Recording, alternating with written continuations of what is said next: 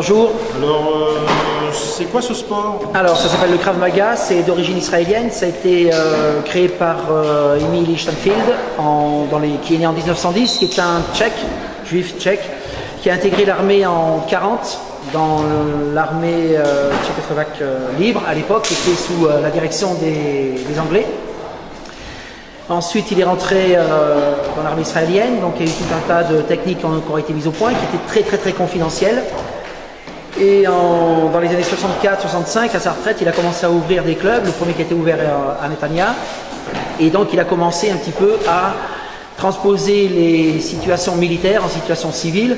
Et il y a eu tout un tas de techniques qui ont été mises en place, où la règle d'or, c'est l'efficacité. Et donc voilà. Tout le monde peut s'entraîner, j'ai vu qu'il y avait de tout public ici. Voilà, c'est tout public, ça peut aller de 7 à 77 ans, comme on dit.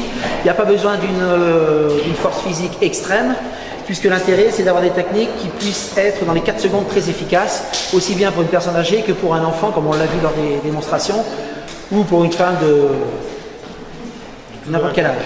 Tout âge. Voilà, et donc c'est des techniques qui permettent c'est du self-défense.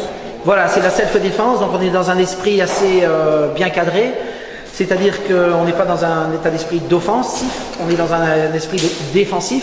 Donc on a des techniques contre des saisies, au col, partout, à la main, au cou, sur des attaques couteaux dynamiques ou statiques, donc voilà, sur des attaques bâtons aussi, sur des attaques battes de baseball qui sont complètement différentes, et aussi sur des attaques pistolet et kalachnikov, baïonnette ou bâton.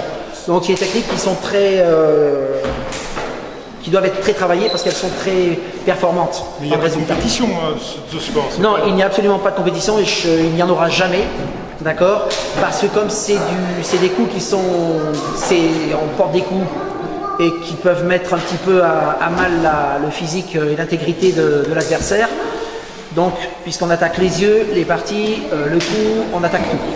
Et rassurez-moi, il n'y a pas de blessés dans votre sport? Non, il n'y a pas de blessés parce qu'on a une pédagogie qui est très particulière et qui permet un petit peu d'aborder au fur et à mesure et graduellement les techniques. Donc dans ce reportage, nous allons flouter certaines personnes pour justement préserver leur sécurité et leur anonymat, bien sûr. Ça, c'est une chose. Et puis la deuxième chose, il faut savoir que nous, le club qui est à Cône, c'est très confidentiel. C'est-à-dire que pour rentrer à l'intérieur du club, il faut connaître ou se faire connaître et avoir un état d'esprit bien précis. Sinon, on n'est absolument pas accepté. C'est pour ça qu'on est en petit comité restreint. Très restreint. Et moi, demain, je veux participer à votre sport. Je peux facilement m'inscrire?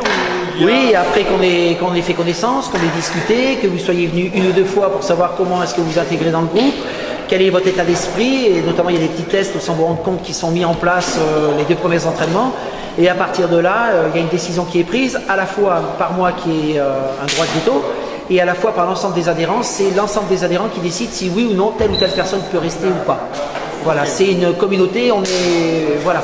Je ne veux pas que le savoir soit divulgué à n'importe qui. Est-ce que vous faites d'autres démonstrations dans la rue, dans des forums, dans des salons? Non, parce qu'on est un jeune club, on a été créé que depuis le mois de septembre, mais on s'entraîne à l'extérieur, donc il y a déjà pas mal de gens qui nous ont vus. Pourquoi? Parce que le Krav, c'est une seule défense qui se passe dans la rue, qui est adaptée à toutes les situations.